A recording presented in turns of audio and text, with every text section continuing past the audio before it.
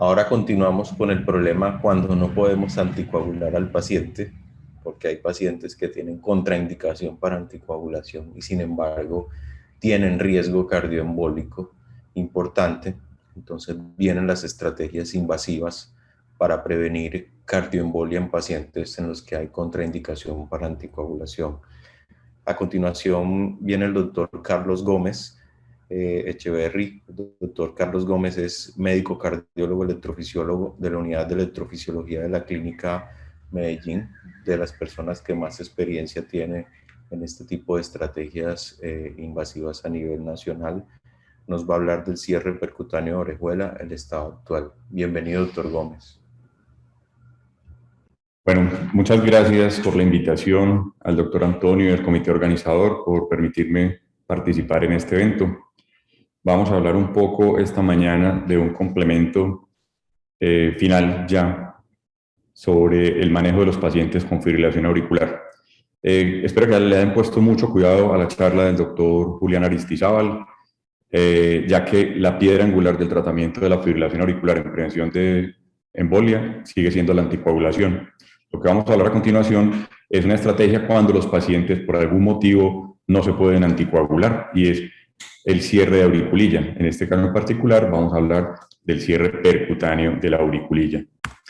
Para todos es conocido pues, que la principal fuente de embolia en fibrilación auricular es el apéndice auricular izquierdo. Quiero empezar con un caso clínico, ya que detrás de cada terapia o detrás de cada cosa hay una historia. Esta es una historia que puede ser típica para todos. Una mujer de 76 años de edad, con antecedentes de hipertensión, diabetes, fibrilación auricular permanente y un episodio de isquemia cerebral transitoria 4 meses atrás.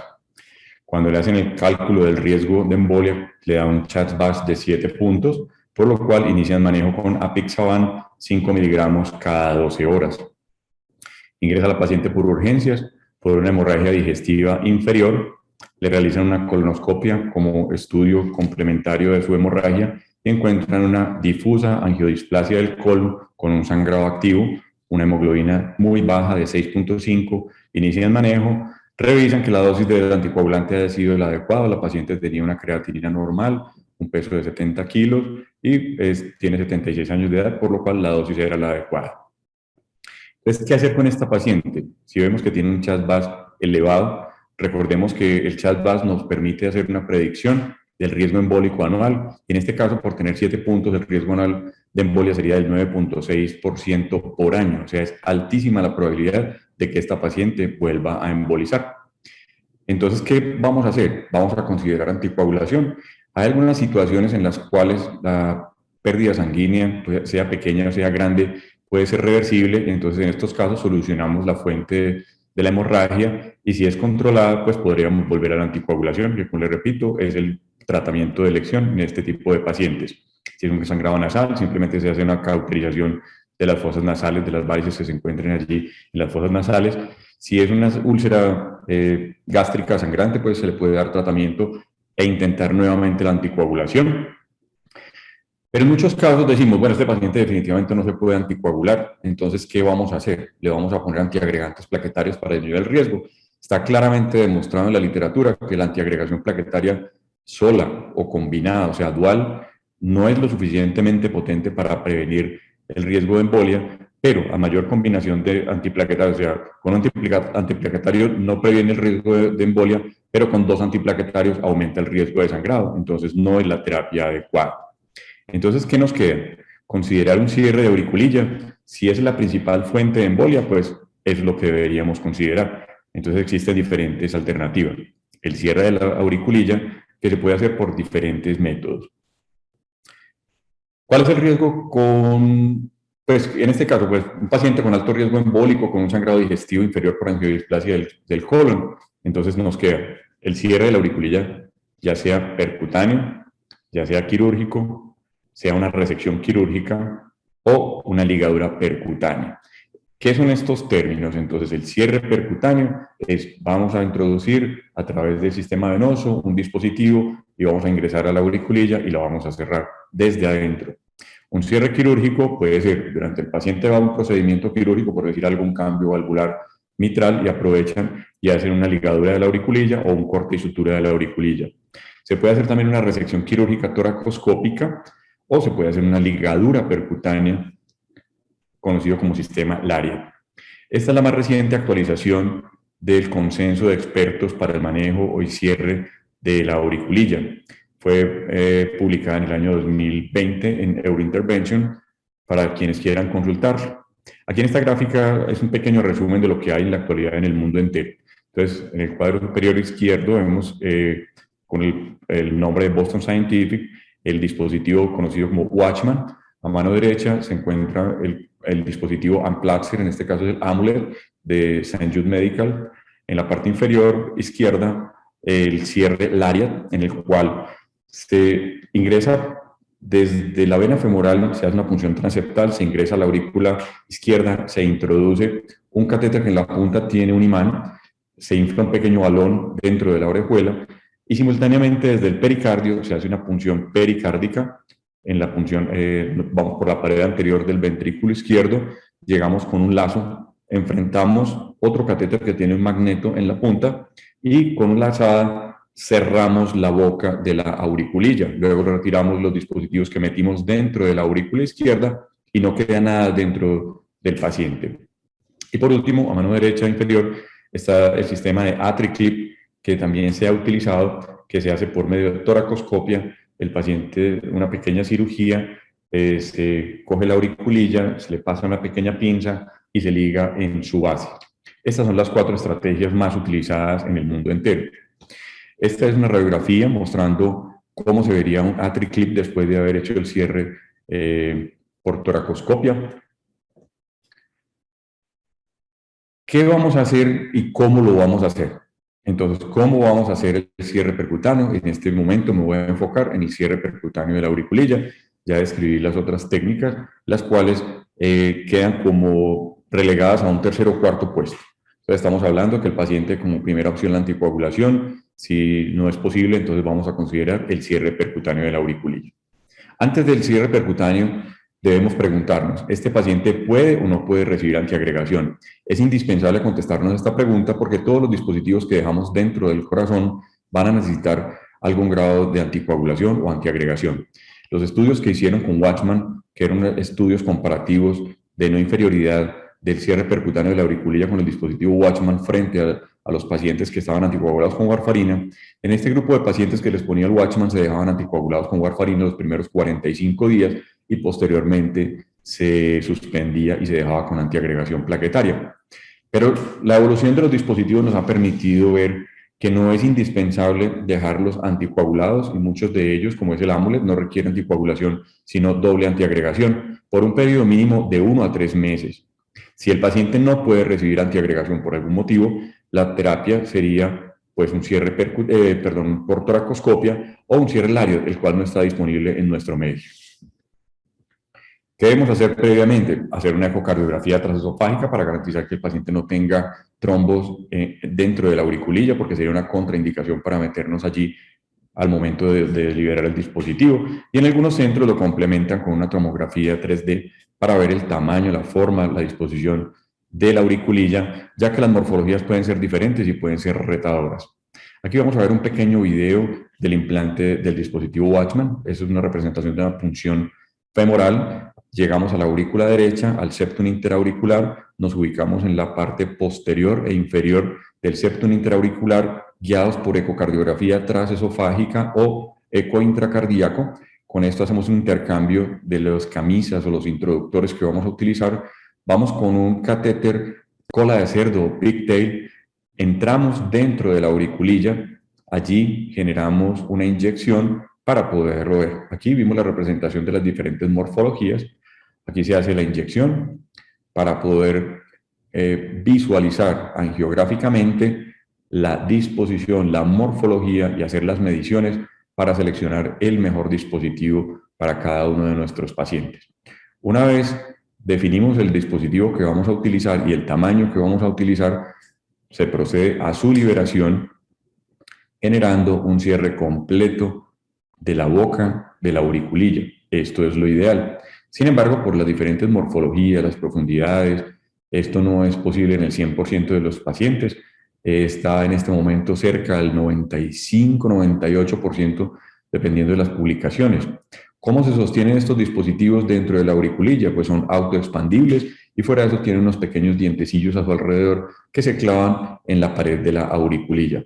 Es de resaltar que la auriculilla es un tejido muy delgado y una de las complicaciones potenciales es la ruptura de la auriculilla durante el procedimiento, que nos generaría un taponamiento cardíaco. La selección del tamaño adecuado del dispositivo es indispensable para que haya un buen agarre del dispositivo y no vaya a migrar, que es otra de las complicaciones que se pueden presentar. Durante el procedimiento, ¿qué debemos hacer? Entonces, una buena punción transeptal, apoyados en el eco transesofágico o intracardíaco, ya que la disposición es diferente a cuando vamos a hacer un aislamiento de las venas pulmonares o cuando vamos a hacer una ablación de una vía accesoria lateral, que se encuentre en la aurícula izquierda. Siempre el paciente se debe anticoagular durante el procedimiento, entonces no puede haber un sangrado activo ni puede haber una contraindicación para la anticoagulación, ya que tenemos que tener un nivel de ACT mayor de 250 para poder liberar de manera segura y disminuir el riesgo de formación de trombos en un cuerpo extraño que acabamos de introducir. Con respecto a la antiagregación, lo ideal es que el paciente la venga recibiendo días previos. Esto con dos propósitos. Uno, ver que sí tolera la antiagregación y no tiene un nuevo sangrado, o que si el sangrado se presenta sea menor y fácil de controlar, pero si en sala todavía no lo ha recibido, debería antiagregarse de la siguiente manera: darle ácido acetil salicílico entre 300 y 500 miligramos como dosis de carga y clopidogrel entre 300 y 600 miligramos, me disculpan que 500 son entre 300 y 600 miligramos como dosis de carga. Y posteriormente, como les decía, mínimo entre 1 y 3 meses de doble terapia antiagregante y, de ser posible, dejarlo con uno de los dos antiagregantes de por vida, sea ácido acetil salicílico o, si tiene contraindicación, dejarlo con clopidogrel. Estas son las morfologías que les decía.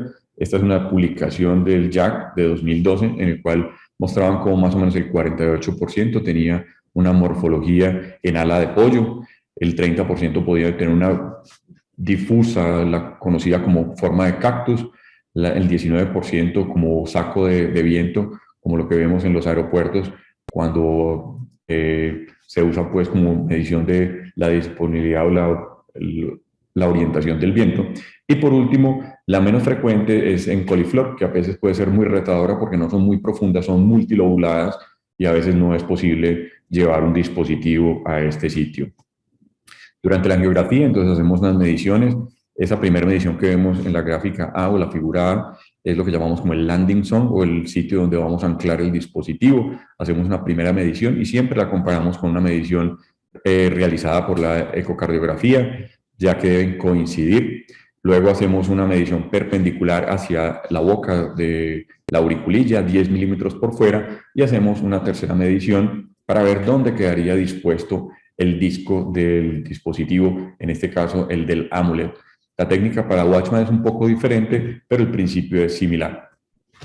Entonces aquí, un paciente del caso de la vida real, hacemos la inyección, vemos por angiografía que tiene un buen cuello, tiene un buen landing zone, hacemos las mediciones, seleccionamos el dispositivo y cuando empezamos a liberarlo, vemos como el lóbulo del dispositivo se ve como un poquito achatadito cuando lo metemos dentro de la auriculilla, queda como una llanta de carro ligeramente desinflada. Posteriormente empezamos a avanzar el disco y el disco nos debe quedar con una forma cóncava. Luego lo liberamos, tiene un sistema, una guaya que tiene un tornillo, hacemos un giro antihorario para la liberación del dispositivo.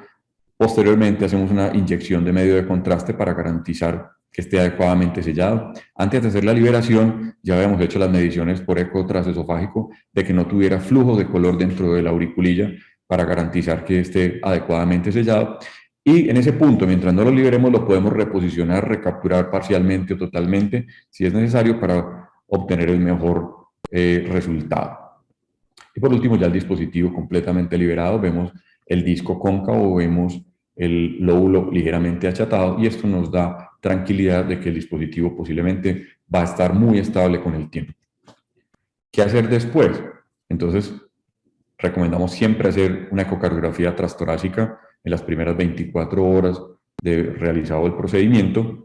A mí me gusta hacer adicionalmente una radiografía para ver las marcas del dispositivo, definir si el paciente debe tomar anticoagulación, como es el caso del Watchman, cuando es selectivo y no tiene contraindicación para la anticoagulación, pero siempre tener en cuenta que no se nos olvide la antiagregación plaquetaria. En estas radiografías, para resaltar cómo se ve el amulet, las marcas radioopacas en una adecuada posición que coincide con la auriculilla, en este nuevamente lo mismo. Y esto es para mostrarles que algunas veces cuando el dispositivo queda bien puesto, ahí se ve cómo se está liberando el lóbulo, vemos que el lóbulo se ve muy bonito, se ve rectangular cuando se está haciendo la proyección ahí angiográfica, el operador queda contento, pero al día siguiente se encuentra el dispositivo bailando dentro del ventrículo izquierdo. Posiblemente esto es lo que decíamos, que el disco no puede quedar bonito, el disco debe quedar como son las recomendaciones. Aquí vemos los esquemas, en la parte inferior gráfica, en la parte superior angiográfica, vemos como el lóbulo debe quedar ligeramente achatado, como una llanta de carro ligeramente desinflada. En el de la mitad dice que es seleccionado, o sea, más pequeño del tamaño, entonces por eso la forma se ve tan perfecta, se ve el rectángulo perfecto del lóbulo, y esto hace que no tenga un buen anclaje de los dientecillos. Y por último, a mano derecha, está el otro en el cual sobredimensionamos el tamaño del dispositivo, queda demasiado achatado, tanto que los dientecillos tampoco son capaces de anclarse y queda como una forma de fresa y también lo puede expulsar. Entonces la selección de un buen dispositivo es fundamental para que haya un buen anclaje y perdure el resultado inicial. Volviendo entonces al consenso de los expertos, en el cual está incluido un autor que es el doctor John Mandrola, que es un hombre que es muy conservador en las terapias nuevas. A mí me da bastante tranquilidad porque garantiza que la selección de la información sea como la más adecuada y los médicos no nos desboquemos a indicar cosas como no están sustentadas en la literatura. Entonces, ¿quiénes podrían ser candidatos para el cierre percutáneo de auriculilla como prevención de embolia? Entonces, cualquier paciente con fibrilación auricular no valvular podría ser un candidato, pero lo ideal es que reciban anticoagulantes orales, como está demostrado, y dando preferencia a los DOACs, no hay ninguna duda. Pacientes con contraindicación para anticoagulación, sí, tenemos que ver muy claros quiénes son esos grupos poblacionales, por qué motivo no la pueden recibir y cuál sería la mejor alternativa. Pacientes con alto riesgo de sangrado bajo anticoagulación oral, pacientes no adherentes, y recalco lo que dijo el doctor Julián en su excelente exposición, más o menos entre el 20 y el 30% de los pacientes no adhieren a los tratamientos crónicos y eso incluye el uso de los anticoagulantes. Y algunos grupos especiales que los mencionaré al final. Entonces, todo paciente con FA no valvular que sea candidato a la anticoagulación oral, se les debe tratar de hacer entender que la mejor terapia para ellos, de forma indefinida, es la anticoagulación oral. Aquellos que no quieran ser anticoagulados, se les puede ofrecer esta terapia, pero nosotros tenemos que ser muy claros que debemos hacer fuerza, es para que los pacientes estén anticoagulados. Entonces, no se les debería ofrecer como alternativa inicial el cierre percutáneo de la auriculilla. Pacientes con contraindicación de la anticoagulación oral, o sea, pacientes con riesgo de sangrado mayor o amenazante de la vida, como es un sangrado intracraneano o intraespinal, o un paciente que tiene un sangrado gastrointestinal severo, como lo es la angiodisplasia, que es una enfermedad degenerativa asociada a la edad y que usualmente es difusa, como en el caso que presentamos al principio, pacientes que tengan sangrados pulmonares o gastrointestinales no controlables, o pacientes que tengan efectos secundarios severos a los anticoagulantes orales, que realmente son muy pocos. Yo en la experiencia personal no conozco ninguno que no haya tolerado los anticoagulantes directos. Puede que no se haya adaptado a uno, le cambia a uno a otra molécula y los pacientes finalmente la aceptan bastante bien. Pacientes con alto riesgo de sangrado bajo anticoagulación, entonces pacientes que tienen sangrado mayor, entonces dicen, este paciente realmente tiene un alto riesgo de sangrado o qué estaba ocurriendo. Entonces, si valoramos claramente la historia y obtenemos la información adecuada, si el paciente venía con warfarina, revisamos los niveles de INR en el momento de sangrado y son supraterapéuticos, posiblemente el volverlo a una dosis terapéutica o cambiarlo a un DOAC, el paciente puede estar mucho más seguro y no necesitar el cierre percutáneo. Y adicionalmente, cuando ya están recibiendo DOACs, haciendo énfasis en la charla del doctor Julián, debemos seleccionar el medicamento indicado a la dosis indicada y haciendo los ajustes pertinentes dependiendo de la edad, del peso y de la función renal del paciente. Y hay algunos pacientes con enfermedad renal terminal o en diálisis en los cuales realmente es muy difícil la anticoagulación. Hace unos años pensábamos que la warfarina era el tratamiento de elección y de hecho si un paciente en diálisis o con enfermedad renal terminal se pudiera controlar con un INR entre 2 y 2,5 de forma permanente, pues sería el medicamento de elección. Pero esto es realmente difícil y en la realidad casi ninguno de estos pacientes puede tener un adecuado control. Hay publicaciones pequeñas en las cuales, por ejemplo, dosis bajas de apixaban pueden ser útiles y seguras, pero no hay estudios aleatorizados que lo confirmen. Entonces, en este grupo de pacientes, una buena alternativa puede ser el uso del cierre percutáneo de auriculilla. Y los pacientes no adherentes, haciendo énfasis, cuando hay un abandono del tratamiento entre el 20 y el 30%, ya sea porque el paciente no tiene un soporte familiar o no tiene las condiciones para tener un tratamiento a largo plazo, pues se le podría ofrecer este tipo de terapias. El cierre percutáneo de la auriculilla llegó a nuestro medio, llegó a Colombia hace unos 10, 12 años. Inicialmente tuvimos un boom de muchos pacientes, simultáneamente empezaron a entrar al mercado los anticoagulantes orales directos y con esto cayó el uso del cierre percutáneo de la auriculilla en forma significativa, quedando estos grupos muy marginales, entonces los desangrados, los de la función renal alterada o pacientes no adherentes. Insisto, es mejor venderles la idea de que tienen que estar bien anticoagulados a correr el riesgo de una complicación en un procedimiento de estos. Pero esto es la realidad. ¿Cuál sería como los otros grupos especiales? Entonces, por ejemplo, pacientes que vienen anticoagulados y presentan un episodio de isquemia cerebral transitoria, una embolia cerebral. En estos pacientes se puede considerar que el anticoagulante no fue lo suficientemente eficiente y se podría poner el dispositivo y dejarlo anticoagulado. Sería una doble protección con muy poco respaldo en la literatura, pero son alternativas que se pueden utilizar. En los pacientes en los cuales cuando se hace aislamiento de las venas pulmonares se encuentra que el foco arritmogénico está localizado en la auriculilla y a veces toca hacer aislamiento eléctrico de la auriculilla. La auriculilla queda sin movimiento, queda una aurícula quieta, en lo que favorece el remanso de la sangre en esta estructura. Entonces, algunos grupos hacen simultáneamente el cierre percutáneo cuando hacen el aislamiento eléctrico. Algunos otros grupos en Europa y en Estados Unidos hacen una combinación del aislamiento de las venas pulmonares y el cierre de la auriculilla en algunos pacientes selectos. Y grupo especial más cuestionado es el cierre de la auriculilla como para prevención primaria de embolia si los pacientes no tienen ninguna otra de estas condiciones, en lo cual creo que no sería lo adecuado. Este es un esquema, y me disculpan que lo ponga en inglés, el cual dice, bueno, los pacientes con indicación para prevención de accidente cerebrovascular por fibrilación auricular, que son adecuados para el uso de los anticoagulantes orales, no hay duda. La primera opción son los anticoagulantes orales, ya sea los DOAC o vitamina K antagonistas, si es del caso. Si el paciente tiene un riesgo elevado de sangrado, o sea, que tenga un Has-Bled mayor de 3, el Has-Bled mayor de 3 no nos está diciendo que esté contraindicada la anticoagulación, nos está diciendo que tenemos que ser cuidadosos con los factores de riesgo y vigilar estrechamente los pacientes para la dosis más adecuada y disminuir el riesgo de sangrado. Pero hay algunos pacientes que tienen un riesgo de sangrado elevado, por ejemplo, por un tumor o por una trombocitopenia, en los cuales hay que considerar tempranamente el cierre percutáneo de auriculilla. Algunos pacientes, por ejemplo, que a largo plazo van a necesitar el uso de terapia triple antitrombótica, como los pacientes que son sometidos a stent coronarios que requieren doble antiagregación más anticoagulación, o los pacientes con falla renal severa que tengan una contraindicación para los DOAC y que no se anticoagula adecuadamente con warfarina, sería un grupo a considerar. Los pacientes con un riesgo individual en lo que llamamos anticoagulación ineficiente, o sea, embolismo en presencia de anticoagulantes, cuando se aisló la auriculilla, como les decía, en la diapositiva.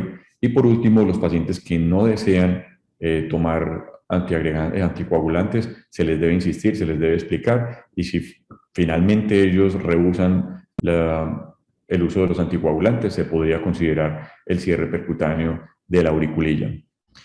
Espero que esto haya sido pues de utilidad para su práctica diaria.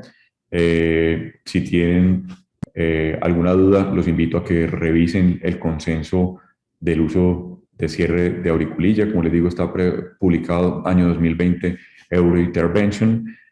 Muchas gracias a todos por la participación y por la invitación.